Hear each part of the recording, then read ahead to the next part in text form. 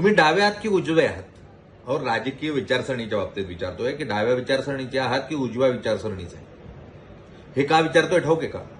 कारण सध्या मी कोणत्याही विषयावर बोललो की एक तर डाव्या विचारसरणीच्या अंगावर येतात, नाही तर उजव्या विचारसरणीच्या अंगावर येतात आणि त्यांना असं वाटतं की मी कोणत्या तरी एका विशिष्ट अशा विचारसरणीचा.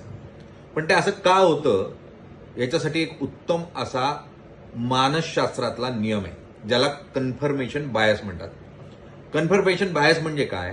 तर तुम्ही सोशल मीडियावर एखादी गोष्ट सर्च करता आणि तुम्हाला मग सर्च केलेली तो विचार हा सातत्यानं त्याच पद्धतीनं परत परत येत राहतो किंवा त्या विचाराशी साधर्म्य असलेला विचार हा तुम्हाला जास्तीत जास्त पाहायला मिळतो आणि त्यातून मग तो विचार योग्य की अयोग्य हे न तपासता हाच विचार कसा योग्य आहे असं तुम्हाला वाटायला लागतं आणि मग समोरच्याचा विचार हा पूर्णतः चुकीचा आहे असं म्हणायला तुम्ही प्रचारित करतात किंवा त्या स्वरूपामध्ये मग एक तर तुम्ही ट्रोल आर्मी होतात किंवा विरोधात विचार मांडायला लागतात आणि त्यातून तुम्हाला तुमचा विचार म्हणजे तोच योग्य अशा स्वरूपाचा समज व्हायला लागतो.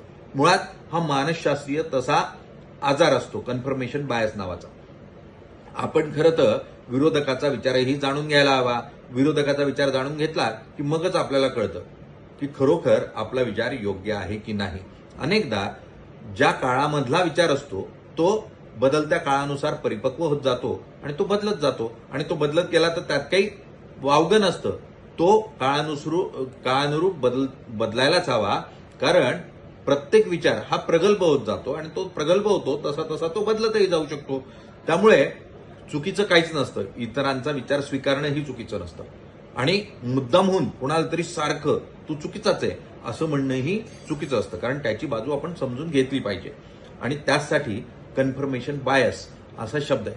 पुढच्या वेळेला सोशल मीडियावर जाल तर समोरच्याने मांडलेला विचार ऐकून लगेच त्राग्याने लगेच त्यावर कोणतीही प्रतिक्रिया देऊ नका. तो काय म्हणतोय हे समजून घेण्याचा प्रयत्न करा आणि मग आपला विचार परिपक्व आहे की नाही, आपण काही चुकतोय का हे तपासून घ्या. जर तसं थोडंसं तुम्ही केलं तर योग्य विचार आणि त्यातून मग योग्य मतदान तुम्ही करू शकाल. त्यामुळे पुढच्या वेळेला तुमचा कन्फर्मेशन बायस नसेल याची काळजी घ्या. आज ब्लॅक अँड व्हाईटमध्ये इतकंच. उद्या पुन्हा भेटून नव्या विषयासह. धन्यवाद.